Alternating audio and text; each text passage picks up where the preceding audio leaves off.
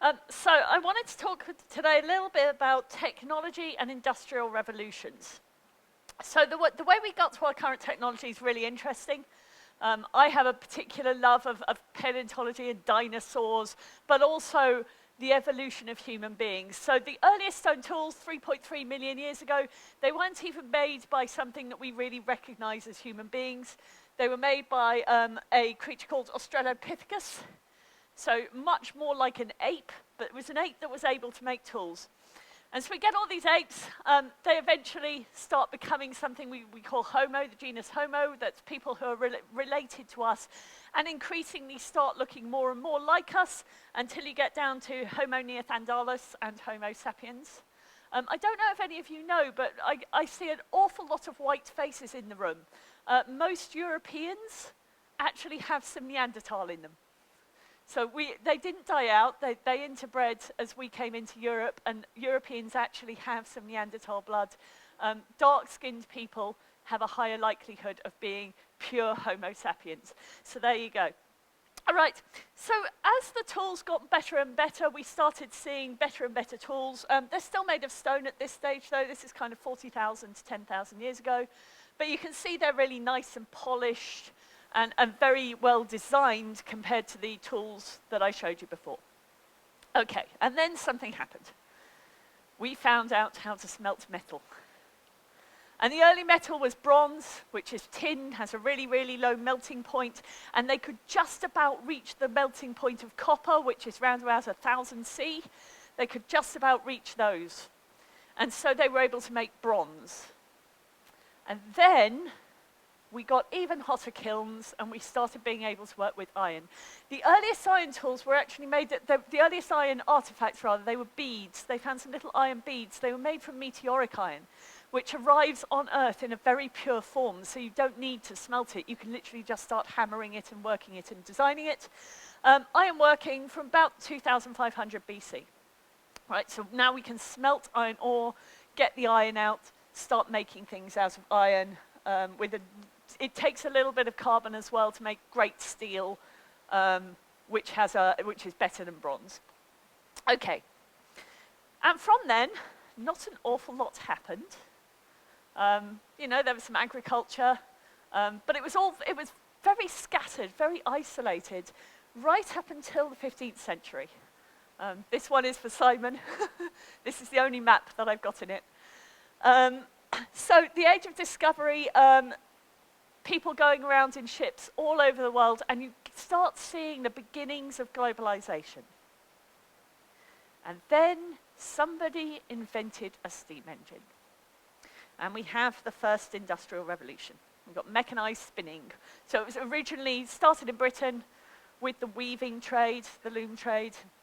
And there were increasingly better and better steam engines and more enabling technology. And this happened a few times. A few times we get these enabling technologies that bring us through these industrial revolutions until we're working with really nice machines. And this is from a lady who's working with a steel in the Second World War. And so we got steam power in 1700s, electricity, 1800s, 1900s, computing and IT, and the 2000s, the fourth industrial revolution. So originally when I wrote this for Go to Amsterdam, this was what I was asked to talk about, was the fourth industrial revolution. You can go read about it online. It's very interesting. It's all about how IT is connecting with our physical world. So this is from Klaus Schwab, World Economic Forum. He wrote a whole article on it. He said it's characterized by a fusion of technologies that's blurring the lines between physical, digital, and biological spheres. And because we all work in tech, we've probably all seen instances of this in the news. Here's some stuff. Microsoft using AI to work with medicine and immune system. Here is a Google Nest, right? So it's going to look after things in your home, your temperature control, your lighting, stuff like that. Here's somebody having an implant. He's getting a chip put in, an RFID chip put into his hand. Apparently there are people who are wandering around, they're able to scan their Oyster cards by just putting their hand across them now. And of course we've got the self-driving cars. Okay, so I reached out to Simon And I said, hey, Simon, I bet you have some material on this that would be really interesting for me to talk about, because I've got to talk about the fourth industrial revolution. And Simon said, it's a shibboleth. That's a really interesting word, shibboleth. So what's a shibboleth? A shibboleth is a word that appears in the Bible, and it's in Judges. And what happened was the Gileadites had had a big war with the Ephraimites, and they're in Ephraimite territory, but the Ephraimites won. And now the Gileadites have to run in a bit of a hurry. So they're all pretending they're Ephraimites, dressing as Ephraimites, and just go, oh, I'm just crossing this border, it's fine. And the Gileadites, they don't want the Ephraimites to cross the border because they know the Ephraimites might come back one day, and they would prefer the Ephraimites to be dead. So they said to the Ephraimites, can you say the word shibboleth? And the Ephraimites, because of their accent, couldn't do that. They could only say shibboleth. And so the Gileadites were able to tell who the Ephraimites were, and then they killed them off. Okay, it's come to mean a word or a phrase or something that denotes a group to which we belong. That's what a shibboleth is. So Simon said, you need to go read Carlota Perez's book, which I did. And he said again yesterday, you need to read Carlota Perez's book. And I said, I have read it. And she's got some really interesting ideas around industrial revolutions. And here's what she says has happened. So 1771, these are the dates from the book. I am not an expert in this field. 1771, round about then is the Industrial Revolution. You've got mechanized cotton, wrought iron. We're still using iron at this stage, so really not the really high carbon steel that we think of these days. Machinery. Then we've got 1829, the steam and the railway. So we're starting to connect people much more easily. 1875, steel, electricity, heavy engineering, and then we start seeing oil, automobiles, mass production, and then we've got the information and telecommunication that's caused the tech community. You know, this is our tech, our IT revolution. Okay, so it's already happened. She says it's 5 times. We've already had 5, and actually what we're seeing right now, this is the start of the 6th industrial revolution. And that's really, really fascinating. And she says it's all down to Kondratiev waves. I love words that I've never come across before. She says there's this wave of stuff that happens about every 50 years in the industry, and it has to do with the global nature of our industry, and it has to do with investment and capital flow. And I'm not normally one who's really, really into finance. I am not a financial expert. Nothing I say in this presentation should be construed as financial advice. There are a number of these cycles that go through. So there's a kitchen cycle, which is 3 to 5 years, and that's information. So the market goes up and down every 3 to 5 years. Juggler cycle, which is your machinery wears out, and you get these phases of new machinery coming in because you want to replace your old machinery. So I always think of kind of the early mobile phones, then the smartphones. So the fact that people move countries, so land becomes really cheap in a place, and everybody goes there and gets houses there because houses are really cheap. But then you get the population has changed, and then it's really hard to find houses, and then houses are expensive, etc. So those are the kind of those. But the Kondratiev is the really, really long one. And there's lots of reasons for it, but capitalism is a big one. So here's what happens. Enabling technology comes along, something like steam, and all the people with money go, ooh, that looks like something that might be really, really fun to invest in. And I can see lots of other tech being generated by this enabling technology, so I'm going to invest in that. I'm going to invest in all this new tech. Look, and it's rising. The market share is growing and growing and growing, and these people are making so much money, so much money. It's really good.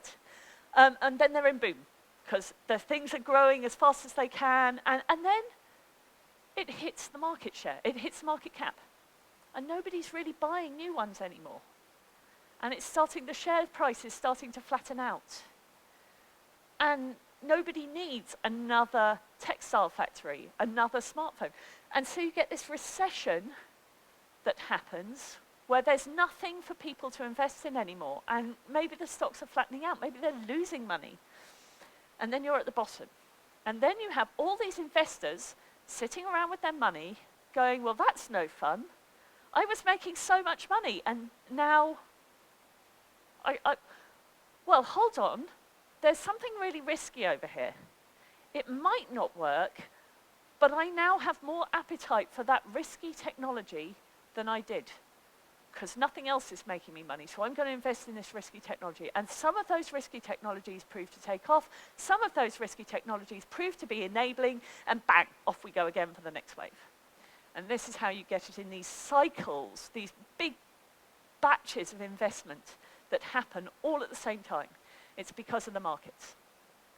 Okay. So technology adoption, it's sped up quite a lot recently. Lots of people have been talking about communication, and particularly I think she mentioned how it's speeding everything up. You can see this is technology adoption. This is from Our World in Data. They very kindly open sourced it. So you can see that it's been growing slowly. So this is, what's this dark one? This is vacuum cleaners, this dark purple one here. Right, so you can see 1920s until about 1960. That's 40 years to hit the market cap. This one here, this blue one, what's this? This is televisions. There's dishwashers, there's a light blue one. But more recently, these ones over here, this is tablets. This is smartphones. This purple one here is social media use. 5 years. 5 years to start shooting up and hitting that cap. So things are being adopted an awful lot faster than they used to be. We are connected in a way that we never were before. So we're able to share these innovations much more easily. Okay. So there's a little bit of debate about whether Kondratiev waves really are a thing. Okay. And I thought, well, if Kondratiev waves really are a thing, and given that the last one was in 1990, and we said they happen about every 40-ish, 30-ish years, so 50, but it's getting smaller. So the last one ended, and then there was an upswing. We might be starting to get down to the bottom and about to go on another upswing, because it has sped up. How would I know?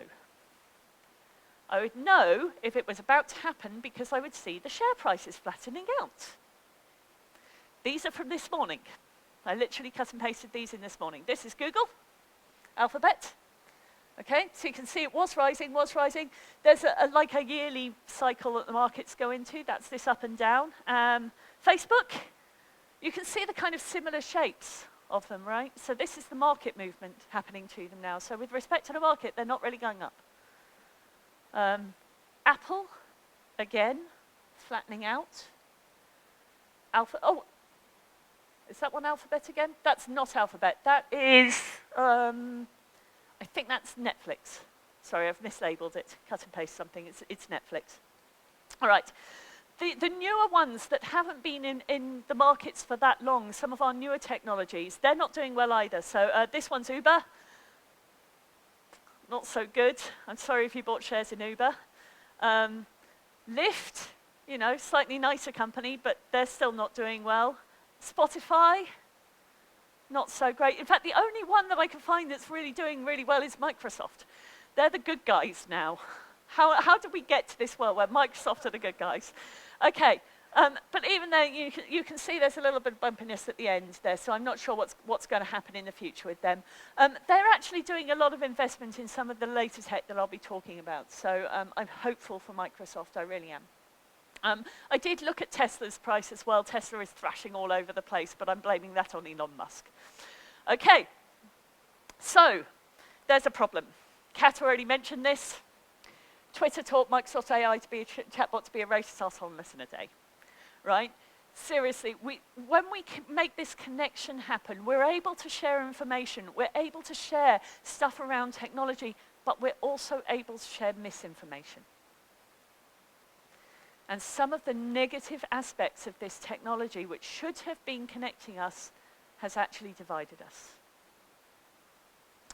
There is a fantastic book that I read. I really enjoy it. It's a novel about tribal behavior in organizations. Great Boss, Dead Boss. And it describes how tribes form. And it says a strong tribe has to have a great leader and a common enemy, clearly defined symbols. Remember those shibboleths? right? And a walled city, a place of refuge where things of value are kept. How do you all connect to your friends? How do you all share what you value with your personal tribes? Facebook, right? That's our walled city. Okay. I'll touch on that again in a moment. There's something else that Ray Immelman says about strong tribes and what you need for a strong tribe. And he draws this lovely graph with individual value against individual security, so negative, positive, and then tribal value against tribal security. And he says, for a tribe to be strong, the individuals in it have to feel like they are valued and they are safe. They belong to that tribe, and within that tribe, I'm an awesome person for belonging to this tribe, you are an awesome person for belonging to my tribe, and we are valued and we are safe with each other. But the tribe, for it to be a strong tribe, the tribe has to feel valuable but threatened. I've seen this most often in IT when you have the UI devs and then the back-end devs are trying to learn a bit of UI and the UI devs are, what are you doing? You can't do UI dev work. For some reason, it tends to be this split between the UI devs and the back-end devs. I think often the UI devs are more closely connected to the business and the back-end devs are more closely connected to tech, and it causes these tribal behaviors. So if you ever come across that, just think about maybe making that tribe feel safe. We're definitely not encroaching on your UI territory. We'll never be as good as you are. Okay? I've found that's tended to release some of the tension. Okay. John Cotter talks about this need to make the urgency felt as well. He says, if you want change, establish this sense of urgency. So, I wanted to touch on this other model, which I really, really love. Carl, could you pass my water to me, please? Thank you. Sorry. Other side, the red one. Thank you. Cheers. Sorry, I should have brought it up with me and completely forgot. There we go. Okay. So Julian Birkinshaw, he is a professor at the London School of Economics. He's got these great 3 models, and I want you to bear the tribe stuff in your head while you're doing this. Okay. So he says, originally, when you had these factories, labor and production were the scarce resource. And the more people you have working for you, the more powerful you are, and that's a bureaucracy. And you're privileged by your position in the company. You make decisions by rules. You give people extrinsic rewards, okay? As labor and production stop being the scarce resource, knowledge and experience start becoming the scarce resource. You've automated a lot of stuff away, and now it's all about how to create and maintain that automation. And you can tell if you're in a meritocracy, because your dev team, people in your dev team will be being paid more than the managers if they're more expert at being devs or testers or whatever than the managers are. I don't actually see that a lot. But knowledge is, you're privileged if you've got knowledge. Decisions are made by mutual adjustment and by logical argument, and you are motivated by, Dan Pink talks about autonomy, mastery, and purpose. Okay, so your mastery, your ability to do the job really well. But when knowledge and experience stop being the scarce resource, you get an adhocracy. Jeff Gothel talks about analytics on tap. The data that you need to make the decisions being available to everyone. And then the people who are prepared to act. Action is the thing that attracts the privilege. And you respond to opportunity. You make decisions via experiment. And you are motivated by achievement.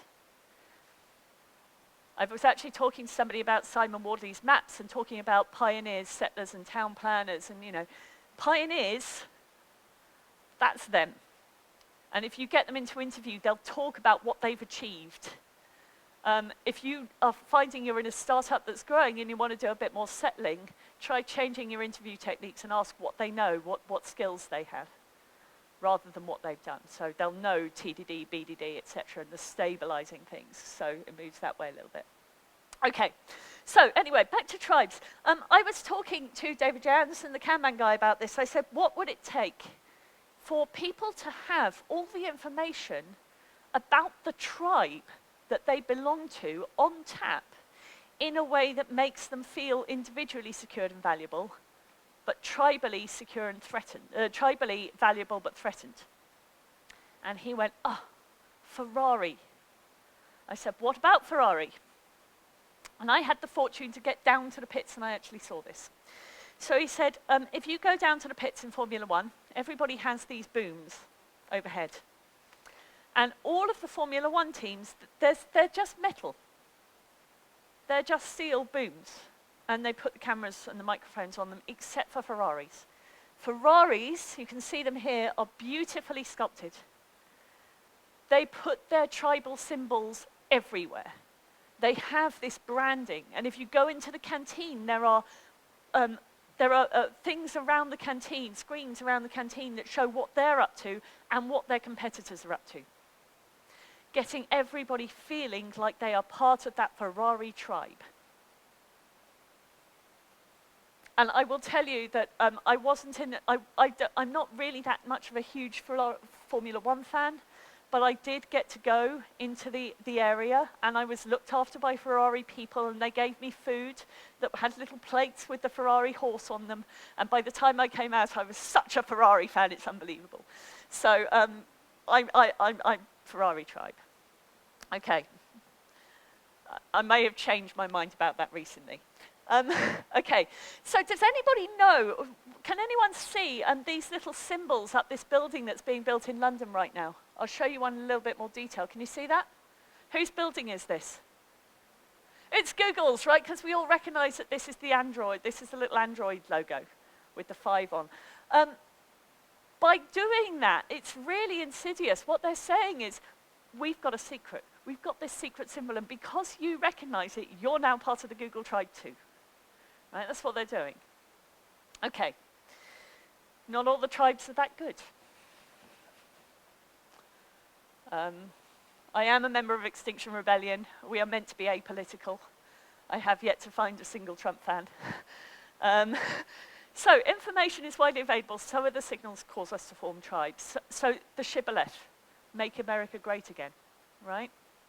It's a symbol. It's not that meaningful, but everybody's trying to make America greater than it is. Everybody's trying to make their country good. But as a shibboleth, it serves to get everybody bonded who wants to be in that tribe. Carol Cadwallader is a Guardian journalist, and she did a fantastic TED talk a few months ago. She went back to Wales, and she found that there was a massive, huge anti-European, Brexit-loving group in her population in Wales. And she thought that was really odd because her town had actually benefited hugely from EU spending, and there wasn't an immigration problem at all. It was a very, very white town. But they said, well, haven't you seen the adverts on Facebook? She said, what adverts? And it turned out that Cambridge Analytica, Facebook had sold the data to Cambridge Analytica, who are using information in that data to micro-target people that they thought would respond favorably. So they were sending them pictures of immigration nightmares and lies about funding, okay, and what would happen. Facebook refused to answer the questions to the government about how much was spent on those adverts or who funded them. We think it might be Russia. It was a trial case. They did it again with the Trump campaign. And this has now been made into a documentary on Netflix called The Great Hack. They used our communication systems to form new tribes. Not helpful tribes. Tribes that I think everybody in this room might well regard as unhelpful. Okay? It turns out that if you are in Facebook and you're looking at something, you're more likely to share it if it matches your ideology. So it has this, what's the word I'm looking for? It has this tendency to diverge our opinions rather than bringing them together. And we get more and more extreme opinions. And the more extreme opinions get, the more likely we are to see stuff on Facebook that makes them even wider. So I'm just going to skip past that bit. Okay. There is another tribe they created. And it wasn't just Facebook who did it this time. Back in the 1980s, the oil and gas companies realized that carbon dioxide might actually be harming the planet, and they were a little bit worried about the growth of it, and they were collaborating with the UN and with scientists to try and work out how bad it was going to be. And at some point that changed, and they stopped collaborating, and they started funding climate denial. They knew 40 years ago what was going to happen. It's still happening. Google, there are still tribes of climate deniers out there as a result. Google have just been found, they are funding the climate change deniers.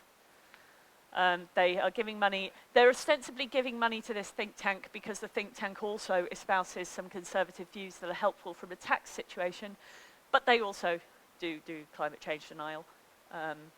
As a result of which, some of my friends have gone, the mothers and babies, and there are some fathers and babies in there as well, and blocked the front of Google's London headquarters a couple of days ago. So these are some of the Extinction Rebellion mothers and babies.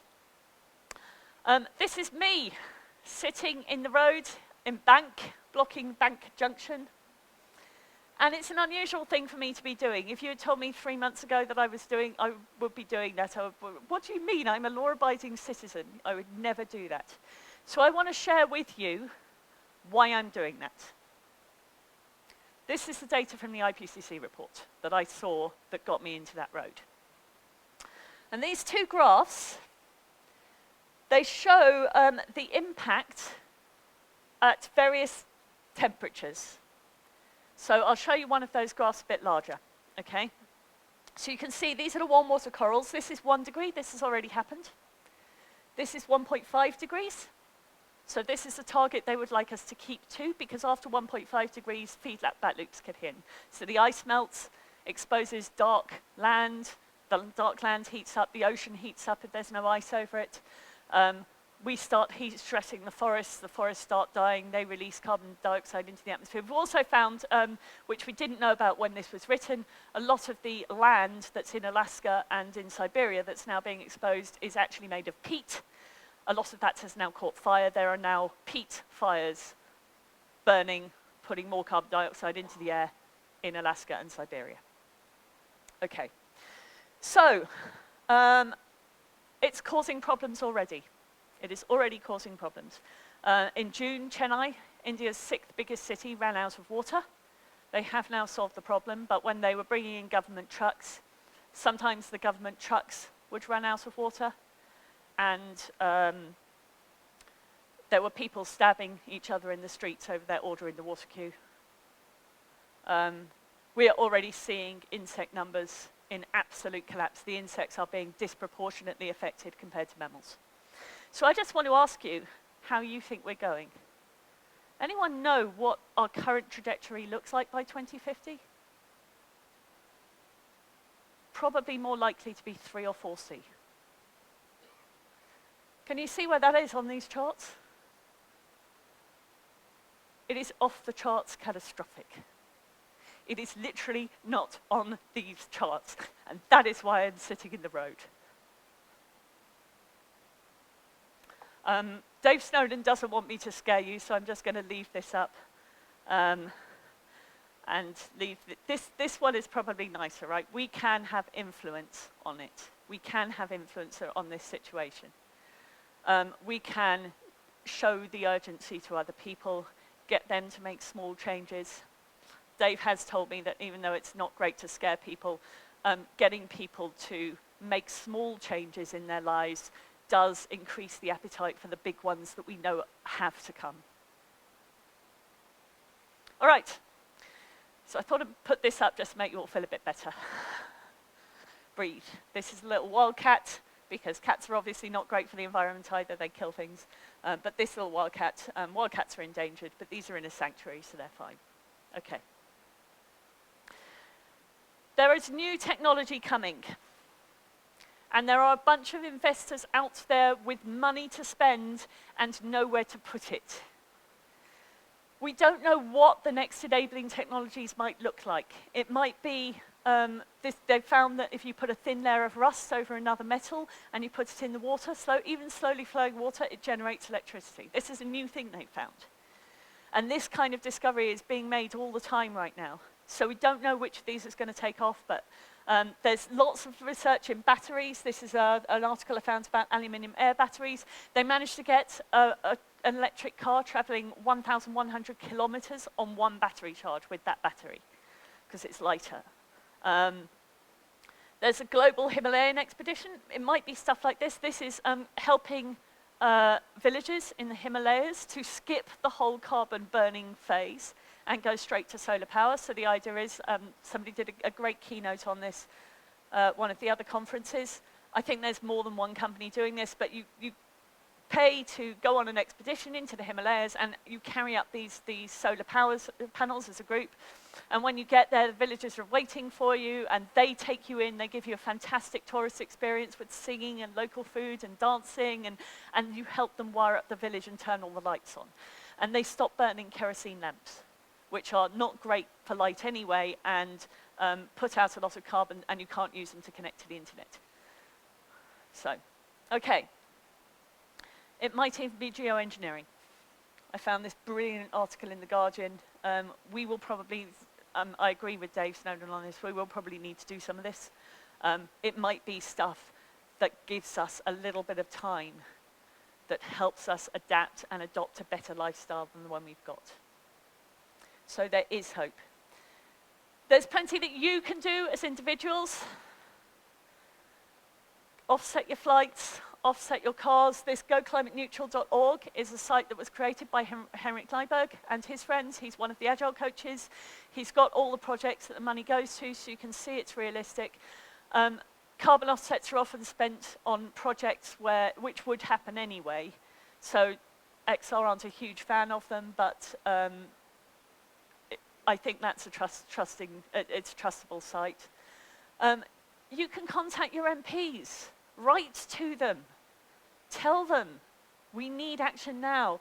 You can sign the petitions. If you want to join the protests, you will be most welcome. Recycle your things. Use less of the bad stuff, right? Try and take the train if you can.